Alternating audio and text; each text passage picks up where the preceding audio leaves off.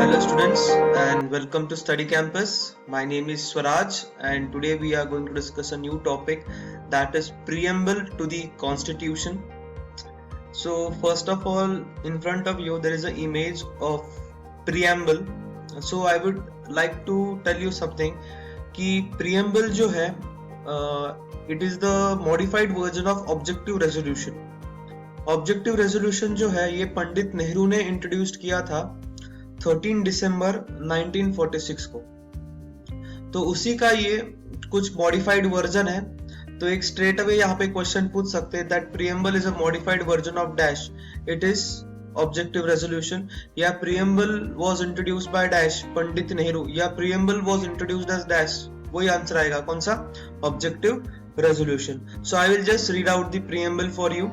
So it starts with we, the people of India, having solemnly resolved to constitute India into sovereign, socialist, secular, democratic republic and to secure to its citizen justice तीन type के, social, economic and political, liberty of thoughts, expression, belief, faith and worship, equality of status and of opportunities and to promote among all fraternity, assuring the dignity of the individual and the unity and integrity of the nation.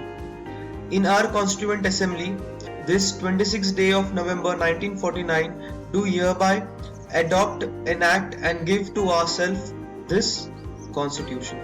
तो ये जो सारे words है majorly like social, sovereign, from start with sovereign, socialist, secular, democratic, republic.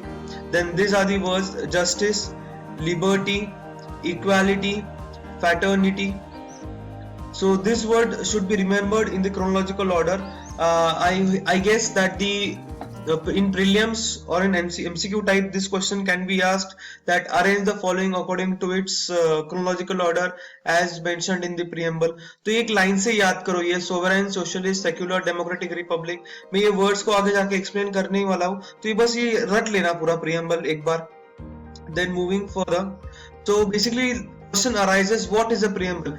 Preamble ये कुछ नहीं है but ये abstract है, एक बोल सकते एक नोट है पूरे कॉन्स्टिट्यूशन का. मतलब प्रीएम्बल एक बता सकता है that on what principles are constitution stands and according to the famous jurist Palkhivala it is the identity card of the constitution. तो ये क्वेश्चन यहाँ पे आ सकता है कि किसने identity card of the constitution बोला है?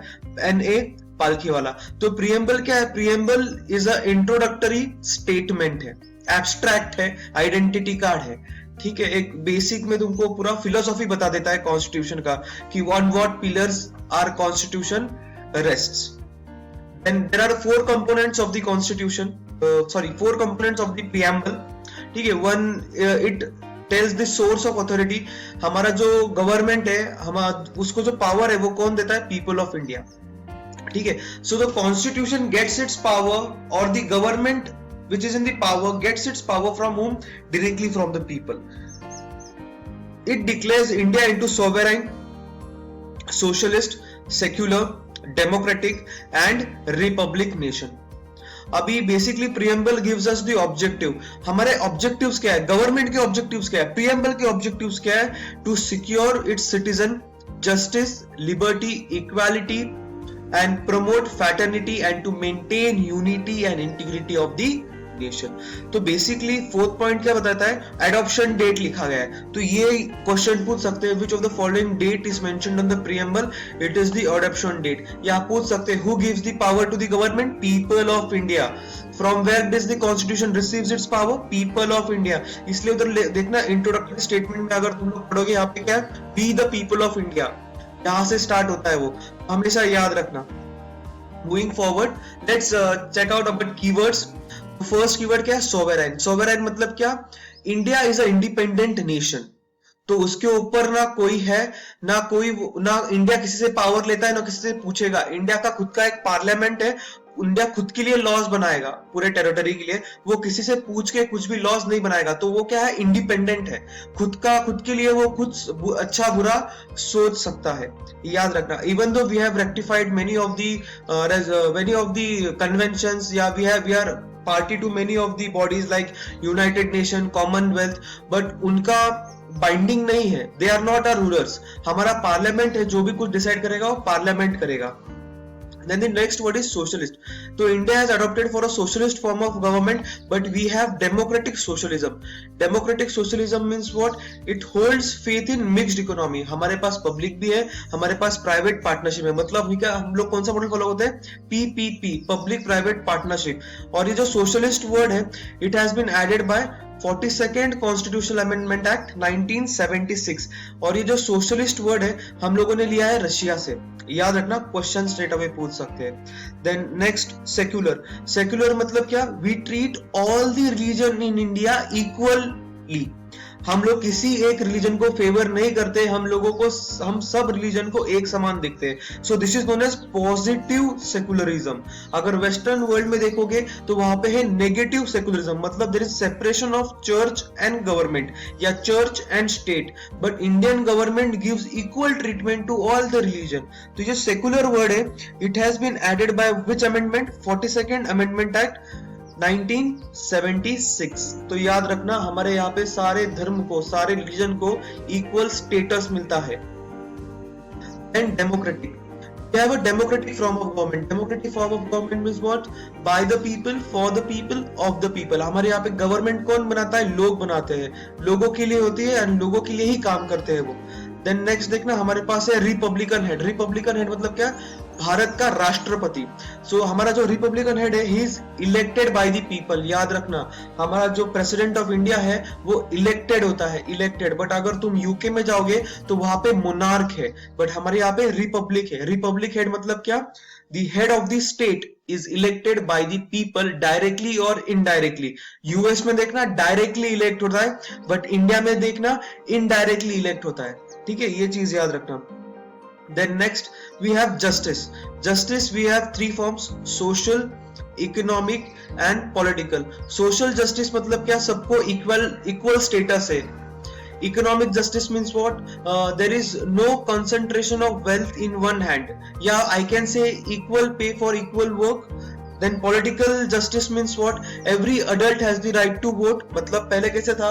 अडल्ट फ्रेंचाइज नहीं था, पहले फ्रेंचाइज लिमिटेड था। जिसके पास जमीन जायदाद है तो उसी को वो क्या करेंगे? पॉलिटिकल राइट्स या वोटिंग राइट्स मिलेंगे। बट इंडिया में देखना, जो भी बच्चा 18 years and above है, it has the political right या right to vote we can say.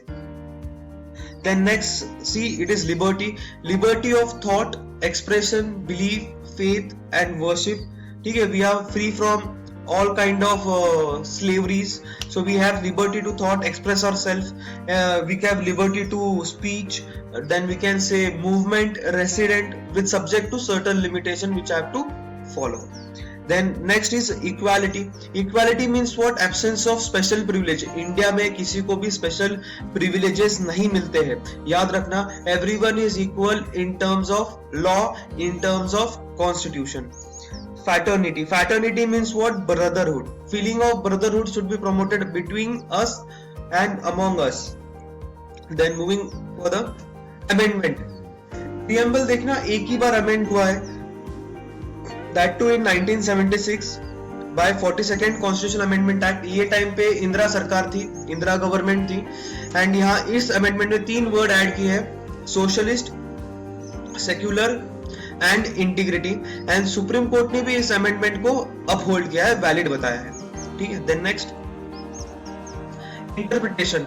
ऐसा क्वेश्चन आया था कि बेसिकली ये प्रीएम्बल संविधान का पार्ट है या संविधान का पार्ट नहीं है, क्योंकि जो प्रीएम्बल है वो पूरे कॉन्स्टिट्यूशन के लागू होने के बाद उसको लागू किया गया था। तो ये बेसिक दिमाग में लोगों के नहीं था कि whether it is a part of a constitution और नॉट। तो पहली बार केस आया था बेरुबारी केस। तो लॉ स्टूडेंट्स ये केस तो याद ही रखना, 3 केस एग्जाम में पूछ सकते हैं।